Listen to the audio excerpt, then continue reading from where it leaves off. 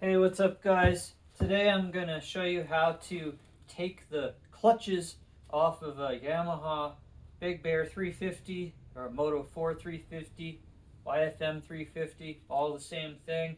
Any Yamaha air-cooled 350 has the couple of clutches inside this clutch cover. So here we have the engine on the bench. I've already taken the bolts out of this clutch cover, so the clutch cover comes off. And we're looking at clutches. So we have your primary wet clutch, and this is the clutch basket here. So we're gonna start by taking the primary wet clutch off, and this one had a failure of these clutch arms in here. So there's a bunch of loose pieces that have been clattering around, so we're going to get those out of the way. Normally it would just be there, like this would all stay there, but since that was loose, we took that out of the way. And this has, that seems like, yeah. Okay, this has a nut with a locking tab, so we're going to take a chisel and get on the edge of this locking tab and bend this locking tab out so that we can get the nut off. Now, a lot of these nuts are left-hand thread, sometimes they're right-hand thread, and it's hard to know. I can't remember on these if it's left or right-hand thread, and so what I usually do is I'll get the appropriate size socket, which in this case is, it's not that, this is a 30. Okay, 30 will work. I think it's probably more like a 29, but this is gonna be close enough. So I'm gonna go normal, counterclockwise, backward, left, like right-hand thread. I'm gonna see if it comes off. Oh, it does. Okay, so just for the record, these primary clutch nuts are a right-hand thread. See, there it goes. Threads on righty, tighty, lefty, loosey. That came off really easily. Sometimes they're on there a lot harder than that. So take our nut off, take our washer off, and okay, so here is a trick that a lot of people don't realize. These clutch baskets, if you turn them, see, at one point here, it has a very minor half moon. And I don't know if you can see in here, when this primary wet clutch comes off, it has a gear on, and it doesn't want to clear the side of this clutch basket. So that's why we turn this until that half moon lines up with the gear, and then voila, it comes off no problem. That's there on purpose from the factory. So I'm just checking a few things while I got this off. There's a one-way bearing in the center of these, and this one-way bearing is shot. See how it's moving both ways? Shouldn't do that. It grabs sometimes, but not much. This is done for. This one has a lot of miles on it. I'm not surprised. You can buy these one-way bearings and replace it, and this honestly doesn't look too bad considering the fact that the clutch plates are loose in there. See how the inside of the drum is smooth? I mean, there's a line there, but you can barely feel it. You see that? It should be smooth in there. If the wrong oil has been run or it's been abused, then this clutch will have been slipped a lot, and these arms will be rubbing in here, and they'll groove the inside of this drum out. So you don't want any grooving.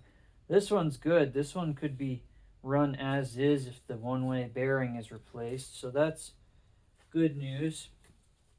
So I'm going to set this here, and we're going to get we're going to take the clutch basket off now. That's easier to do once this primary clutch is off. So what we have here to start with are 5 10mm bolts to hold the springs. So we're gonna get those out.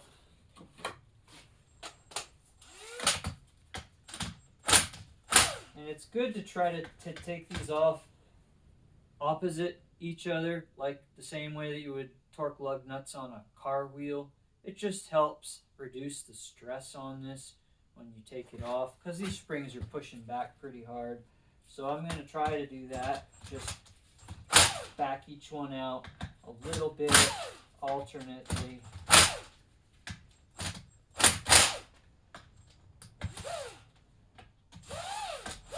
Okay, that's going good. Here we go.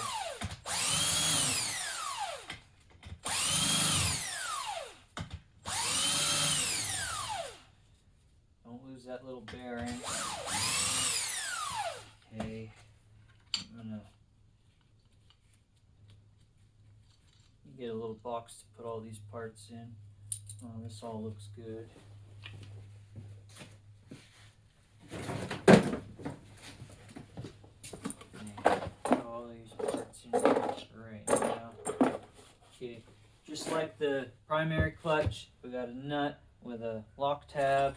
We're gonna bend that lock tab back. The easiest way is with a punch, get on the edge until it opens up a little, and then get in there like you're splitting a piece of wood. We'll pry that tab back, and then I think this is going to be a different size socket. What's this, a 27? Okay, that is a 27. And again, I don't know if this is a left or right hand thread, so I'm going to assume it's a right hand thread. Yes. Also a right hand thread. No surprises. So we'll get these bits off. And then this should come off. This doesn't want to come off, so what's going on here? Maybe it needs a little bit of coaxing with the mallet. It should just come right. It should come right off. It should just pull right out. And I'm gonna guess that there's a burr in here that is holding it. So I'm gonna just keep tapping gently. You don't want to hammer on this. You'll break the clutch basket, aluminum. No, we're gonna just. Okay, here we go. I pulled the center out. Now that's one less thing to come off now. And then, there's why. Okay, so there's a washer in here that lines up to these splines, and if this washer doesn't line up to these splines, it won't come off. You'll see it. You got to turn it until the washer splines line up, which is what I'm trying to do now. There, see? I got them lined up. Here comes the washer. Now, this is going to come off. No problem. Let's save all the parts. And there we go. Nice clutch basket. So now this is off. If you wanted to replace the friction shoes, do any kind of work like that. One last little bonus thing I'm going to show you. Look for on these clutch baskets. Let me get these plates out of here so I can show you. What you'll have sometimes with wear. Yeah, that's enough to see. So what you're looking at, I don't know if you can see here, since these clutch plates, they ride. See, they ride in these grooves, and can you see the marking here?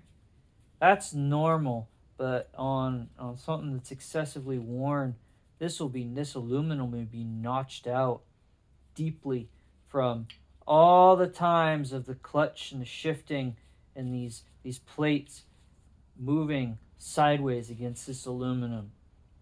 This one's good and usable, but if yours is deeply notched, then you're going to need a new clutch basket. They call this a primary drive gear. You can get just this piece. It wouldn't really work to file that smooth because at that point you'd have a big gap here. And you'll see these posts get broken off sometimes. Again, it's junk if that happens. So there you have it. That's how to get the clutches off of a Yamaha Big Bear 350.